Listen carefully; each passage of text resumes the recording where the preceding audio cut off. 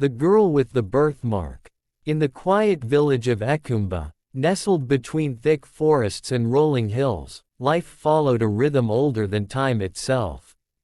The drums beat at dusk, fire crackled through the night, and elders spoke of spirits and ancestors who still walked among them. But in the farthest hut near the edge of the village, lived a girl no one talked about. Her name was Nia. Nia was born on a night when the moon was blood red.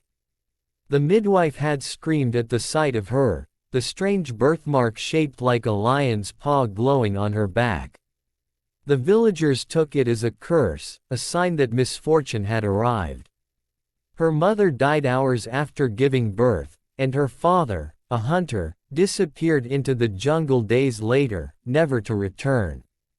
From that day, Nia was branded as Ikimwi, the Cursed One. She grew up in silence and shadow, fed by old Mama Kio, a half-blind widow who lived alone. The children would run when they saw her, some even threw stones.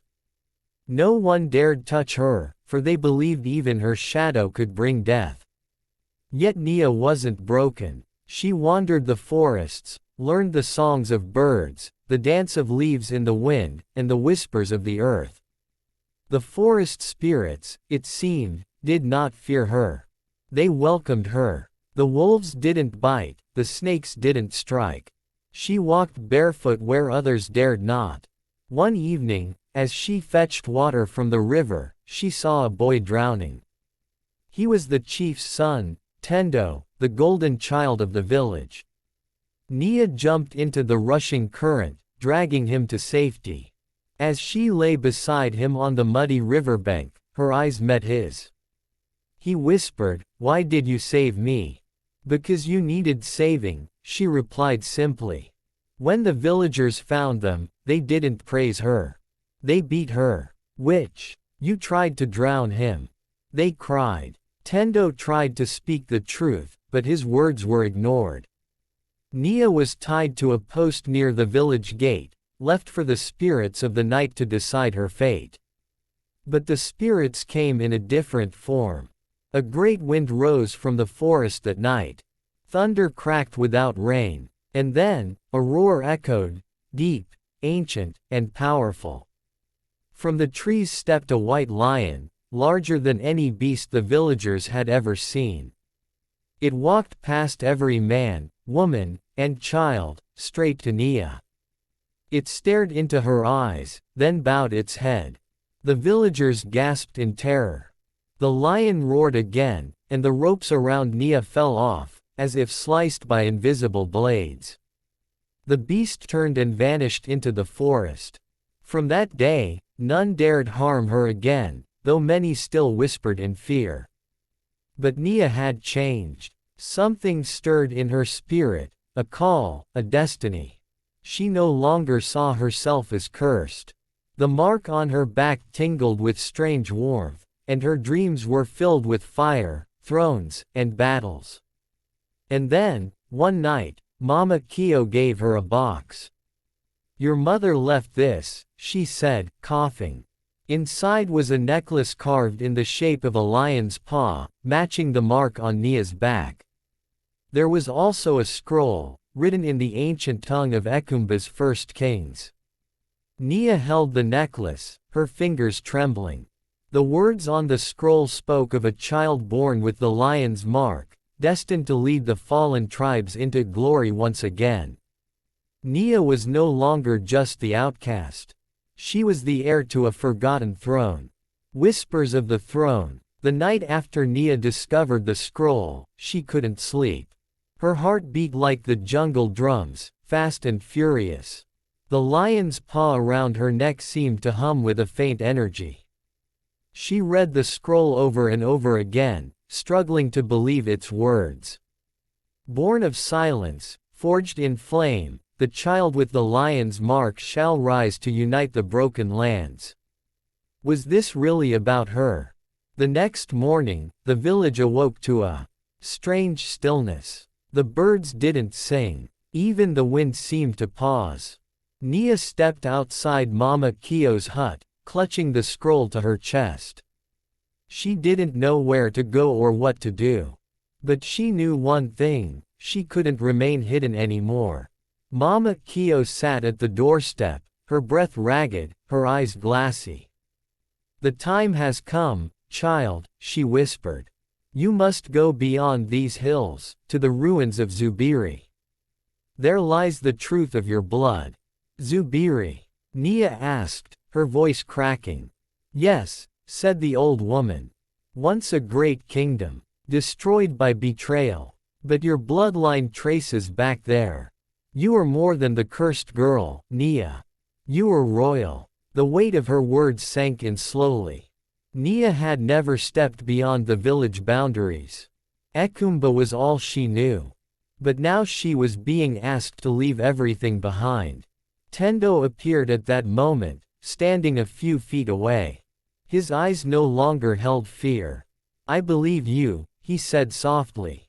"What happened with the lion, and that mark on your back? You're not ordinary." She glanced at him, unsure if his presence was a help or a threat.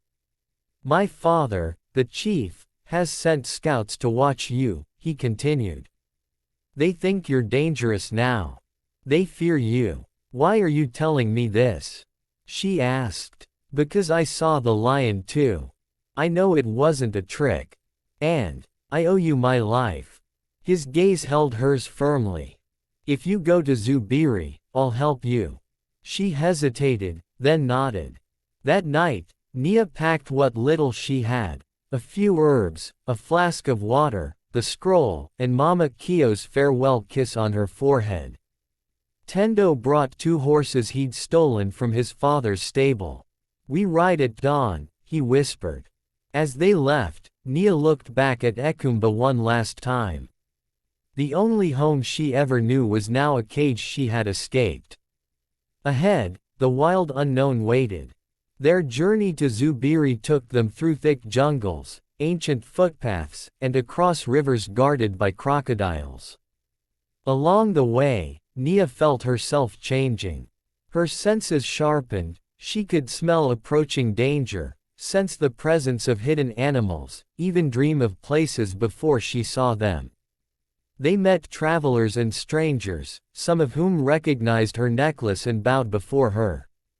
One old man cried when he saw the mark on her back. "The lion's daughter has returned," he whispered. But others were not so welcoming. One night, they were ambushed by masked warriors dressed in black, blades glinting under the moonlight. Nia fought like a spirit possessed, moving faster than she'd ever known herself capable of. Tendo, though skilled with a spear, was clearly no match for her growing power. After the attackers fled, Tendo stared at her in awe. "You're changing," he murmured. "I feel it too," Nia said, breathing hard. "Something ancient is waking inside me." When they finally reached the outskirts of the ruined city of Zubiri, Nia stood on a hill overlooking its broken towers. Vines had devoured the walls, and the once great palace now lay in rubble. But the energy in the air was undeniable. She could feel it buzzing through her veins. As they approached, a voice echoed from the shadows. "You shouldn't have come." From behind the broken pillars stepped a woman cloaked in red, her eyes glowing like fire. She held a staff carved from bone and wood. "I am Inira, guardian of Zubiri," she said. "And you, girl, carry the blood of the lion, but also the flame of destruction." Nia raised her chin. "I came for the truth." Inira stepped forward, staff striking the ground. "Then prepare, child of prophecy. The truth may burn. The flame of truth." Inira's gaze pierced Nia like a spear. The ruins of Zubiri groaned around them, the wind whispering secrets through hollow archways. The once mighty city felt alive, as if it had been holding its breath, waiting for this very moment. Tendo stepped between them, spear raised. "If you harm her." Inira flicked her wrist. A gust of hot wind knocked him off his feet. "Be silent, boy. This does not concern you." Nia knelt beside Tendo and helped him up. Her hands trembled, but not with fear. Something about Inira's presence stirred a strange familiarity in her chest, like remembering a song she'd once known as a child. I want answers, Nia said, stepping forward. Why do I have this mark? Who were my parents? And what am I supposed to become? Inira studied her carefully. You are more than you were told. Your mother was Princess Amara of Zubiri, the last living heir before the kingdom was betrayed. Nia's breath caught. But I was told she died giving birth to me. She did, Inira said. But not before hiding you. She gave her life to shield you from the ones who destroyed our kingdom. Your father. He was not of royal blood. He was a guardian of the forest, bound by oath to protect the sacred line. He vanished protecting you. Nia's mind swirled. The scroll, the necklace, the lion, all made sense now. So I'm royalty. You are more than that, Inira said. You are the Aduro, the flame-born. The mark of the lion means you were chosen, not just to rule, but to awaken the kingdom's spirit. Tendo looked at Nia with new eyes. You're meant to bring Zubiri back. Inira nodded. But not everyone wants the kingdom reborn. There are dark forces that benefit from Zubiri's fall. They fear what you can become. As she spoke, the ruins around them began to shift. Glowing symbols lit up on the stones beneath Nia's feet. The necklace around her neck grew warm. The ground rumbled. She's awakening the city, Inira whispered. Suddenly, a screech pierced the air. From the jungle came black-cloaked figures riding beasts with crimson eyes. They've found us, Inira said, eyes narrowing. We must move. She led them through hidden passageways beneath the city, tunnels carved centuries ago. The walls shimmered with old magic, lighting the way. In a hidden chamber deep below, stood a pedestal carved from obsidian. At its center floated a blade, long, curved, and glowing faintly with golden light. This is the blade of Zubiri, Inira said. It chooses its wielder. Nia stepped forward, drawn to it. Her fingers brushed the hilt, and a rush of heat surged through her body. Visions flashed before her eyes. A war, a burning throne, a crown of light, and herself, standing alone atop a mountain, the blade held high. When she opened her eyes, the blade was in her hand. Fire danced along its edge, but it didn't burn her. Inira knelt. The flame has chosen. Tendo stared in awe. What now? Now, Inira said, rising, we fight to reclaim what was lost. From above, the sounds of the invaders grew louder. The enemies had breached the ruins. Nia turned to face them, the blade steady in her hand. Let them come. Her voice wasn't just her own, it echoed with the strength of her ancestors. The cursed girl was gone. In her place stood the heir of Zubiri, the flame-born queen. The battle for Zubiri. The air grew thick with tension as the sounds of marching feet and growling beasts echoed through the underground passages. The invaders were closing in, their dark cloaks fluttering in the faint light of the glowing ruins.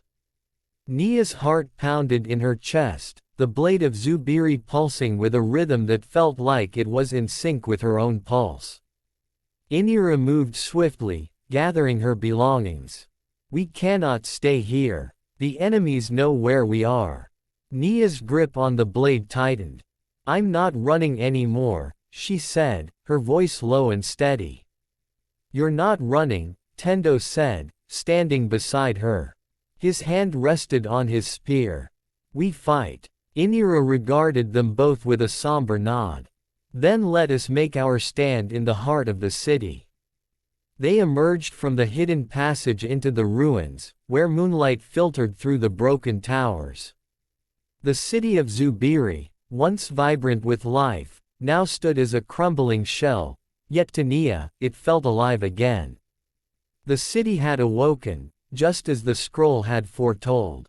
It was not just stone and dust, it was a part of her, and she was a part of it. The invaders, a group of warriors with dark masks and bloodshot eyes, stood in the open space ahead, surrounded by large, wolf-like creatures. Their leader, a tall man with jagged scars across his face, stepped forward and sneered at Nia. "I see the Iduro has finally come out of hiding," he said, his voice cold and mocking. "Did you really think you could reclaim a kingdom that fell so easily?" Nia lifted the blade of Zubiri, the golden light now glowing brighter than before. "I didn't come to reclaim it," she said, her voice echoing with authority. "I came to burn everything you've built on the ashes of my ancestors." The warrior leader laughed, a cruel, hollow sound. "You're nothing but a child of fire and ruin. Do you think this kingdom will rise again? You're the last of your bloodline, and you'll die alone, just like the rest." With a sudden roar, the invaders charged. Inira raised her staff, sending a wave of energy that knocked several of the warriors back, but there were too many of them. Nia moved instinctively, the blade of Zubiri raised high. She swung it with a strength she didn't know she possessed. The blade cut through the air like a streak of lightning, slicing through the invaders' defenses. The golden fire surged with every strike. The blade of Zubiri was more than just a weapon, it was an extension of her own will, a manifestation of her newfound power. With each swing, the invaders staggered back. Some fell to their knees, overwhelmed by the force of the attack. Tendo fought alongside Nia, his spear darting through the chaos, finding its mark again and again. The warriors, though skilled, were no match for the fury and precision of the two young fighters. But the leader, the scarred man, remained untouched in the back, watching the battle unfold. Nia's eyes locked with his. He smiled, a twisted, sinister smile. "You're strong," he said, his voice tinged with amusement. "But you'll need more than strength to defeat me." He raised his hand, and from the shadows, a massive beast, larger than any wolf Nia had seen, emerged. Its eyes glowed like embers, and its teeth were as long as daggers. The creature snarled and lunged at Nia. In a blur of movement, Nia raised the blade of Zubiri and swung it with all her might. The blade collided with the beast's massive paw, sparks flying. The creature howled in pain, but it wasn't enough to stop it. It lunged again, its jaws snapping around her. Before the beast could reach her, Tendo was there, his spear thrusting into the creature's side.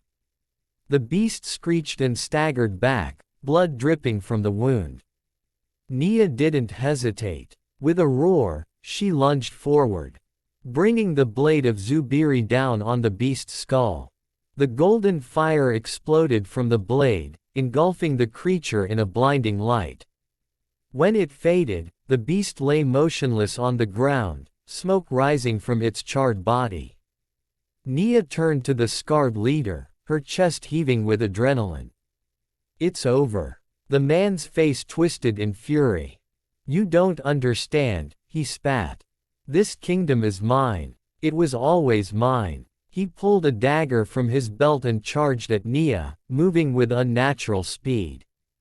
But Nia was faster. With a single motion, she slashed through the air, the blade of Zubiri cutting through his chest. The scarred leader stumbled back, his hands clutching the wound as blood poured from it. "You were never meant to rule," Nia said, her voice cold. "And now you'll never have the chance."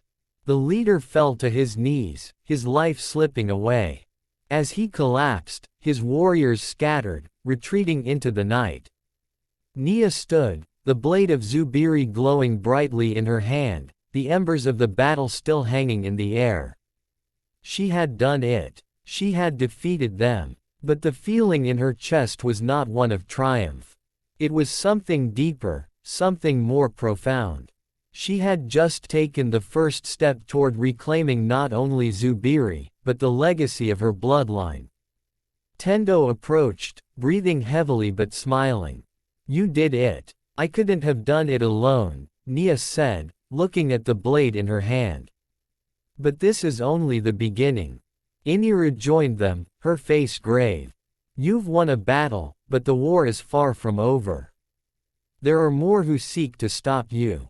The flame you've ignited will draw more enemies. I'm ready, Nia said. I was born for this. The gathering storm. The moon hung high above Zubiri, casting a pale glow over the ruined city.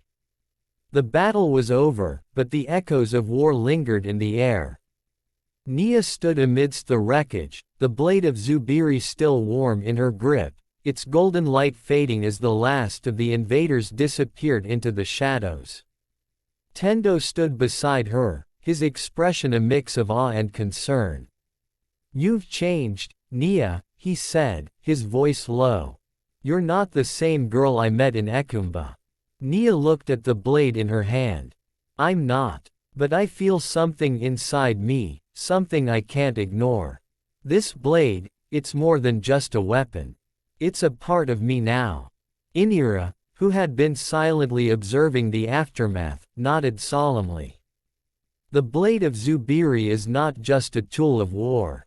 It is a symbol of your lineage, Nia. It connects you to the spirits of the kingdom, those who lived and died by the flame. It is a power that must be wielded carefully, for it can consume those who are not ready. Nia turned to her, determination in her eyes. I'm ready. I won't let Zubiri fall again. Inira placed a hand on Nia's shoulder. Then you must seek out the Council of Elders. They are the last remaining leaders of the old kingdoms, those who survived the fall of Zubiri. They will know what must be done to restore the kingdom and its people.